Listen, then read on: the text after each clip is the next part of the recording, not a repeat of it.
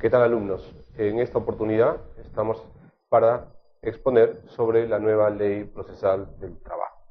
Esta nueva Ley Procesal del Trabajo se ha publicado este año, exactamente el día 15 de enero, y se ha establecido que su entrada en vigencia sería 6 meses después, es decir, el 15 de julio del año 2010. Esta nueva Ley Procesal del Trabajo, un poco para entenderla, creo que a manera de introducción debemos de alguna manera indicar algo sobre lo que es el derecho del trabajo. De alguna manera todos tenemos una noción de lo que es el derecho del trabajo. Es la rama del derecho que regula la prestación de servicios de carácter subordinada, es decir, aquella relación de dos partes, una de ellas es el empleador y la otra un trabajador, donde hay una prestación de servicios que tiene como característica esencial ser subordinada, es decir, que el trabajador recibe del empleador las órdenes sobre cómo prestar el servicio, la supervisión para que ejecute la labor debida y además la posibilidad de que, en caso de incumplimiento de parte del trabajador, el empleador lo pueda sancionar. Este derecho al trabajo es un derecho relativamente reciente. Cuando empieza a gestarse el trabajo, como lo conocemos ahora con la revolución industrial, la relación laboral se regulaba por el derecho civil.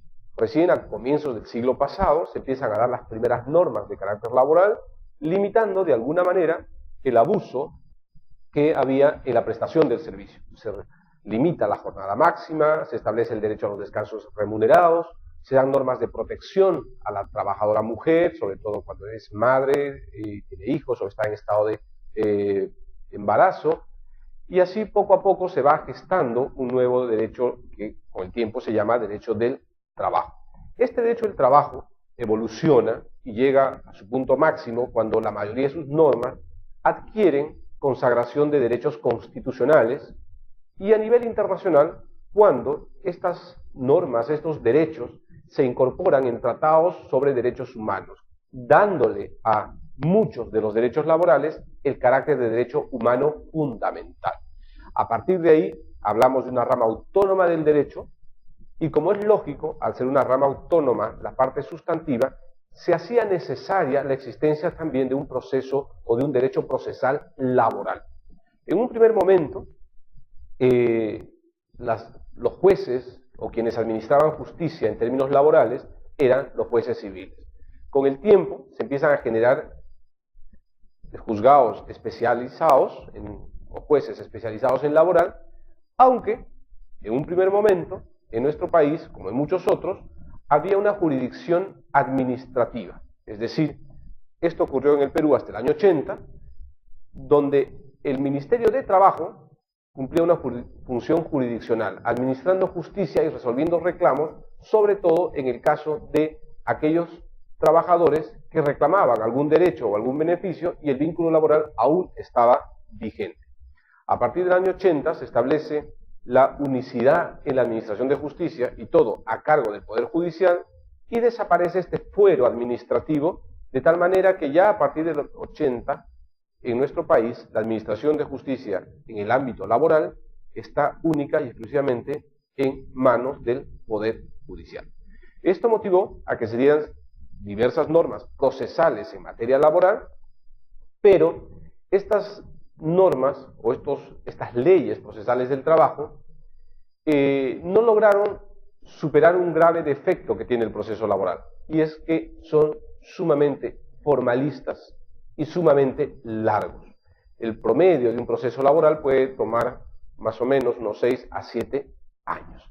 Ante esta necesidad, lógicamente, motivado por reclamos de trabajadores, de empleadores, para quienes es agotador estar años litigando, se presentó un proyecto hace ya mucho tiempo y este proyecto de Ley Procesal del Trabajo se ha convertido en ley este año. La ley es la 9497, que como dije antes se publicó el 15 de enero. ¿Cuál es el aspecto resaltante de esta ley? Al margen de muchos aspectos que ha introducido cambios respecto a lo que era el sistema anterior. El aspecto más importante de esta ley es que señala de manera clara que el proceso laboral se va a inspirar en diversos principios. como el de inmediación, el de oralidad, el de concentración, el de celeridad, el de economía procesal y el de veracidad.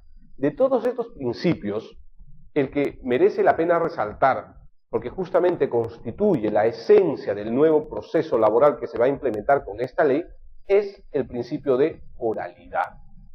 Este principio de oralidad, ¿qué es lo que la doctrina señala al respecto? Dice que quienes intervienen en las audiencias deben expresar a viva voz sus pensamientos. Todo lo que se pida, todo lo que se pregunte, todo lo que se argumente, debe hacerse oralmente. Y las intervenciones de las partes, lógicamente, tienen que hacerse de manera oral, y eso no impide que se vayan a presentar algunos documentos, pero siempre en audiencias de carácter oral. ¿Por qué señalo que esto significa un cambio sustancial respecto a lo que hasta ahora venían siendo los procesos laborales? Porque con las anteriores normas procesales, los procesos eran formales y por escrito. Es decir, las partes presentaban sus demandas por escrito, sus argumentos por escrito, sus alegatos por escrito, y lógicamente, como ustedes podrán imaginarse, cuando alguien presenta un argumento o un recurso por escrito, puede poner en dicho escrito más de lo que realmente debería, puede argumentar cosas falsas, puede mentir, pero cuando se va a un proceso oral, y es de manera oral que se tienen que dar los argumentos, las personas suelen limitar sus pretensiones y suele ser algo mucho más expeditivo. Para entender de alguna manera en qué cambia el proceso, les voy a explicar de manera muy resumida, o a grosso modo, cómo era el proceso hasta la actualidad. El trabajador que reclamaba un derecho presentaba una demanda por escrito. El juez recibía la demanda y si la demanda tenía todos los requisitos, se declaraba admitida la demanda. Pero si no, se declaraba inadmisible la demanda y se le daba un plazo al demandante, es decir, al trabajador que tenía algún derecho o algún beneficio, que subsane su demanda. Subsanada la observación hecha por el juez emitía una segunda resolución admitiendo la demanda y corriéndole traslado de la demanda a el demandado, normalmente el empleador.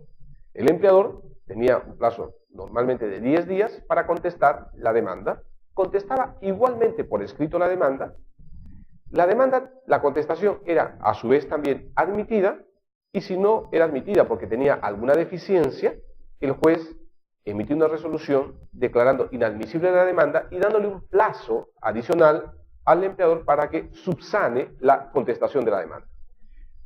Luego, el juez, una vez subsanada la contestación de la demanda, la admitía y notificaba a las partes para una audiencia de conciliación.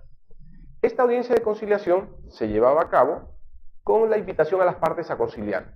Simplemente lo que el juez hacía era invitar a las partes a que concilien. El juez no tenía mayor rol de participación, de intervención, de dinamismo, de persuasión a las partes para conciliar.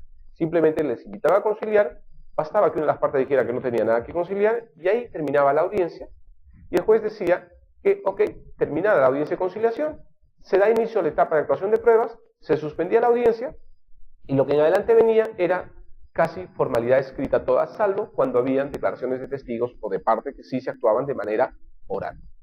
Terminada la etapa de actuación de pruebas, el juez otorgaba un plazo de 5 días a las partes para que por escrito presenten sus alegatos.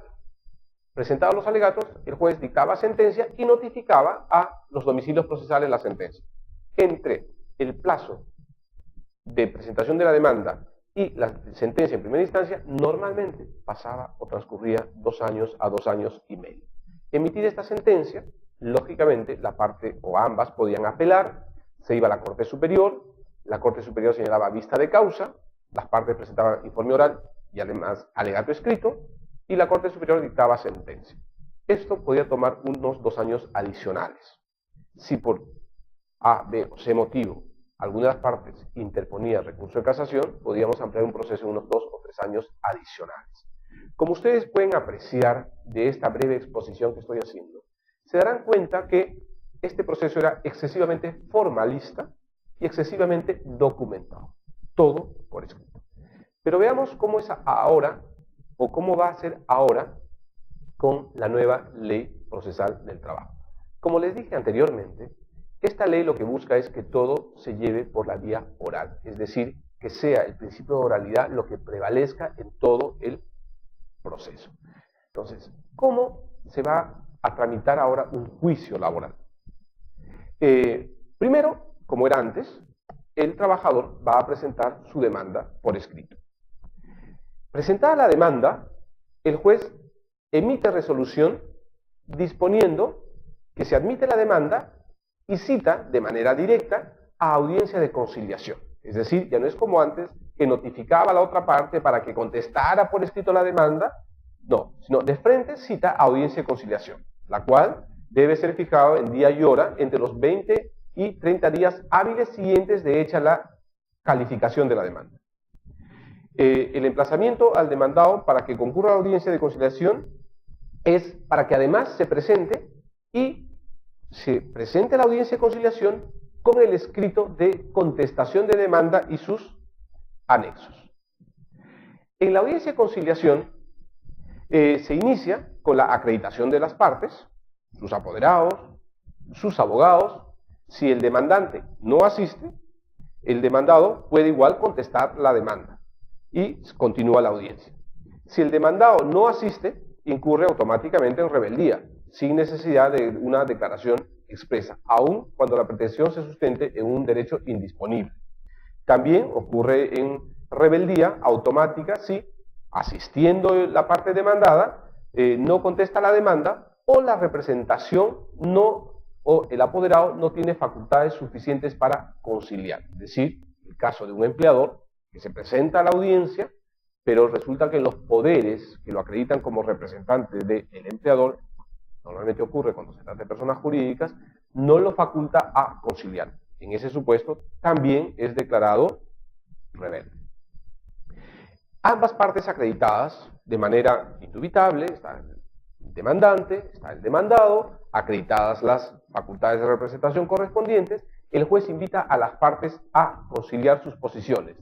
Y en este caso, a diferencia del proceso anterior, el juez participa activamente a fin de que se solucionen las diferencias total o parcialmente. Es decir, no es como era en el proceso anterior, el juez simplemente invitaba a conciliar y si las partes no conciliaban o no transigían en sus posiciones, no había conciliación, sino que en este caso se le exige al juez que de manera activa busque solucionar el conflicto.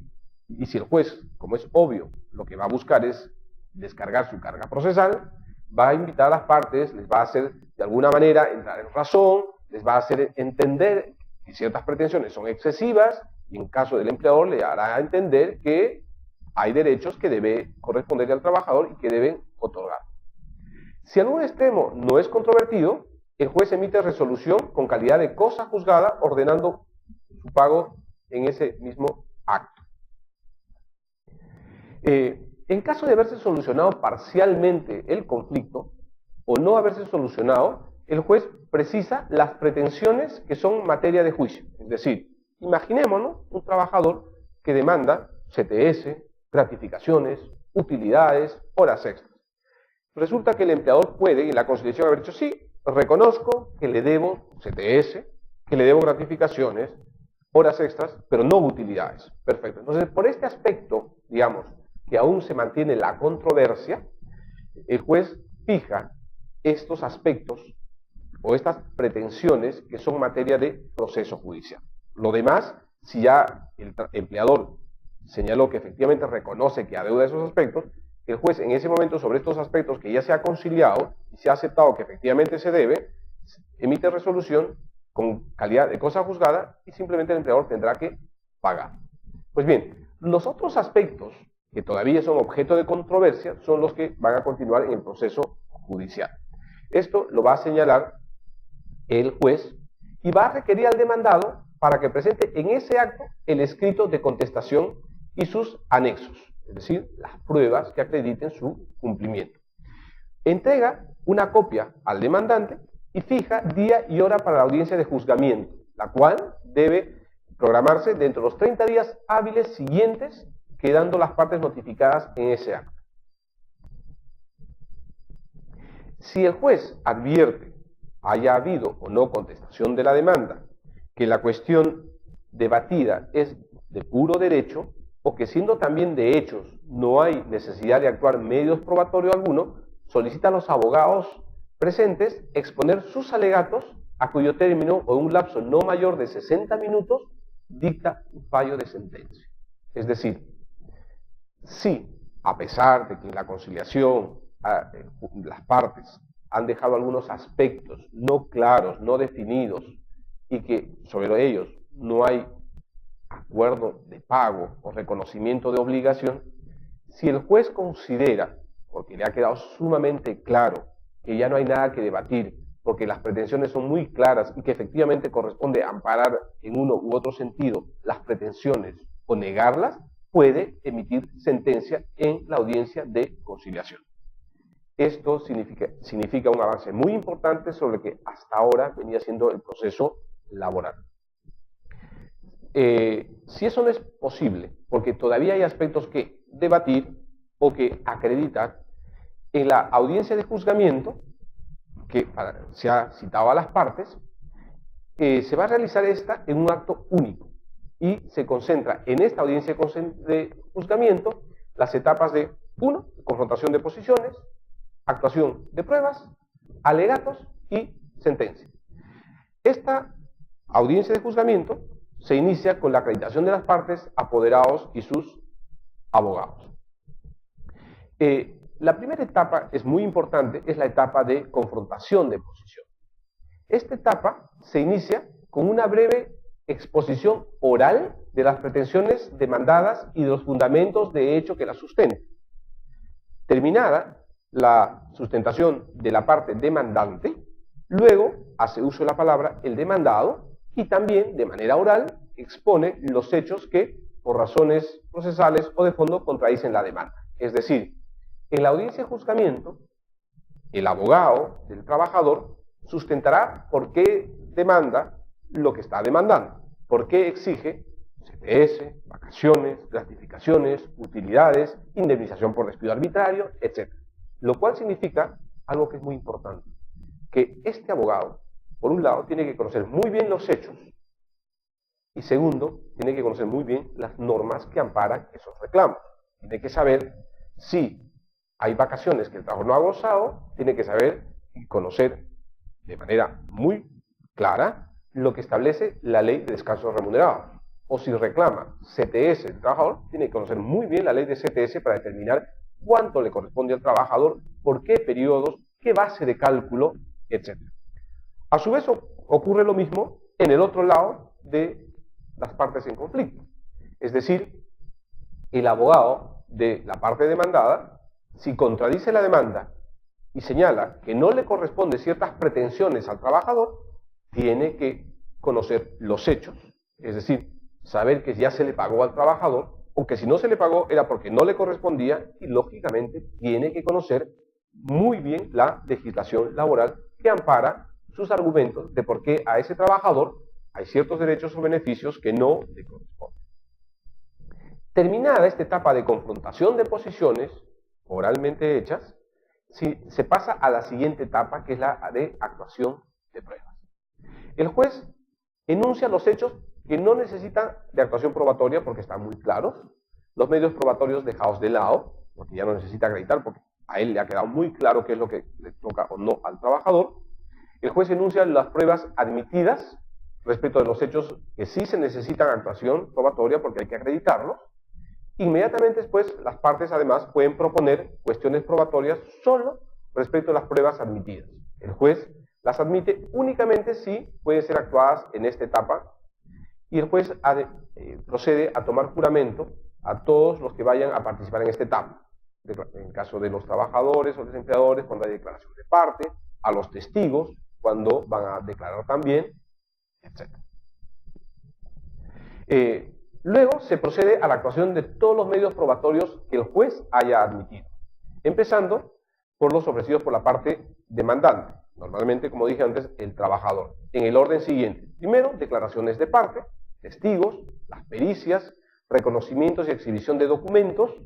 Si agotada esta actuación de los medios probatorios fuese imprescindible la inspección judicial, el juez suspende la audiencia y señala día y hora y lugar para su realización, citando en el ese momento a las partes, testigos o peritos que correspondan. Esta posibilidad se da sobre todo cuando hay que revisar documentos en la empresa. A lo mejor hay que hacer una revisión de las planillas en empresas de más de 50 trabajadores no se pueden llevar al juzgado, sino que están a disposición del juzgado en el local del empleador. Entonces se suspende la audiencia para que se haga esta inspección. Terminada la actuación probatoria, los abogados presentan oralmente también sus alegatos. Concluidos los alegatos, el juez en forma inmediata o en un lapso no mayor de 60 minutos hace conocer a las partes el fallo de su sentencia. A su vez señala día y hora dentro de los 5 días siguientes para la notificación de la sentencia. Es decir, en este acto de juzgamiento donde las partes han manifestado oralmente sus propuestas, donde se han actuado las pruebas, inmediatamente los abogados presentan sus alegatos, es decir, los argumentos por los cuales la sentencia tendría que ser fundada para el demandante o infundada para los efectos del demandado, y terminada esta sustentación oral, el juez dicta sentencia. Lógicamente, en nuestro país existe la garantía de la doble instancia. Por lo tanto, dictada la sentencia en primera instancia por el juez, las partes tienen derecho a una siguiente instancia mediante el recurso de apelación. Si ambas partes no están de acuerdo con la sentencia o alguna de ellas no está de acuerdo con la sentencia, apela dentro de un plazo máximo de 5 días hábiles siguientes de notificada la sentencia. Interpuesta la apelación, el juez remite el expediente a la segunda instancia dentro de 5 días hábiles siguientes. La siguiente instancia, que puede ser un juez de primera instancia en lo laboral, si quien resolvió en primera instancia fue un juez de paz letrado, o una sala laboral de la Corte Superior, si es que la primera instancia fue un juez de primera instancia en lo laboral, este órgano jurisdiccional va a señalar día para la audiencia de vista. El día de vista de causa se concede uso de la palabra al abogado de la parte apelante a fin de que, igualmente y de manera oral y sintética, señalen los extremos de su apelación y en qué fundamenta esta apelación. Luego de la exposición de la parte apelante, se le da el uso de la palabra al abogado de la otra parte, de la parte que en principio no apeló, quien igual, de manera, digamos, sucinta, tiene que dar los argumentos por los cuales considera que la sentencia no debe ser revocada, sino más bien ratificada. Hecho uso de la palabra por los abogados de las partes, ¿no? El órgano jurisdiccional respectivo dicta sentencia dentro de los 60 minutos siguientes, expresando las razones de su fallo que lo sustenta, es decir, por qué se considera, digamos, confirmada la sentencia o por qué se revoca. Esta argumentación no tiene que ser muy extensa, tiene que ser una argumentación simplemente lacónica. En ambos casos, ¿no?, al finalizar la audiencia, la Corte Superior o la Sala Superior o el juez de primera instancia señala día y hora para que las partes comparezcan ante su despacho para la notificación de la sentencia bajo responsabilidad. La citación debe realizarse entre los 5 días hábiles siguientes de celebrada la audiencia de vista. A grosso modo, este va a ser el proceso laboral ahora. Si ustedes han seguido de manera, digamos, concentrada la exposición, verán que se está agilizando bastante el proceso laboral, se está haciendo que, al privilegiar la oralidad, el proceso ya no sea tan extenso, y, por decirlo de alguna manera, si esta ley entra en vigencia, ya creo que los procesos laborales, considerando las dos instancias, deberían reducirse a un plazo máximo de 18 meses. Sin embargo, y ya para terminar, vale la pena hacer la siguiente precisión. Para que esta ley entre en vigencia plenamente, se necesita, por un lado, dotar de los medios técnicos o tecnológicos a los juzgados, porque como las audiencias son orales, se tienen que grabar, se tienen que filmar, y por lo tanto los juzgados tienen que tener los aparatos de grabación y de filmación respectivos, cosa que aún no existe en nuestro país. el Poder Judicial tiene que ir dotando de estos mecanismos, de estos bienes a los juzgados y a las salas laborales de todo nuestro país. Segundo aspecto importante y posiblemente esencial y más que lo tecnológico, el aspecto personal. Los jueces, tanto los jueces de paz letrados como los jueces de primera instancia y los vocales de las Cortes Superiores, tienen que ser especialistas en derecho laboral, porque si ellos van a poder tener que dictar sentencia de manera inmediata a la terminación de una actuación de pruebas, si no conocen la legislación laboral no lo van a poder hacer. Entonces hay que capacitar y entrenar a los jueces y hay que respetar el principio de la especialización. Una vez que estos dos aspectos se unan, tecnología más capacitación, esta ley va a poder dar frutos positivos. Pero si no hay ni lo uno y menos la capacitación o el respeto a la especialización en derecho laboral de los jueces, esta ley simplemente será una muy buena intención de mejorar la justicia laboral, pero no habrá logrado su cometido. Por ello, es que si bien esta ley se ha establecido que entre en vigencia el 15 de julio del año 2010, no se va a aplicar en todo el territorio nacional, sino se va a ir aplicando de manera paulatina en la medida que se vayan implementando los juzgados respectivamente. En la actualidad solo se aplica en Huánuco y en Tacna. Posiblemente más adelante también se empiece a implementar en otros lugares del país y calculo que a lo mejor en un plazo de 2 a 3 años todo nuestro país o todas las salas, los juzgados de nuestro país ya apliquen esta ley. Mientras no se empiecen a aplicar esta ley a todos los procesos laborales, estos se van a tener que seguir rigiendo todavía con la ley anterior. Eso es todo lo que he querido decirles por ahora. Gracias y será hasta una próxima oportunidad. Normas de protección a la trabajadora mujer, sobre todo cuando es madre y tiene hijos o está en estado de embarazo. Y así poco a poco se va gestando un nuevo derecho que con el tiempo se llama derecho del trabajo. Este derecho del trabajo evoluciona y llega a su punto máximo cuando la mayoría de sus normas adquieren consagración de derechos constitucionales y a nivel internacional cuando estas normas, estos derechos, se incorporan en tratados sobre derechos humanos, dándole a muchos de los derechos laborales el carácter de derecho humano fundamental.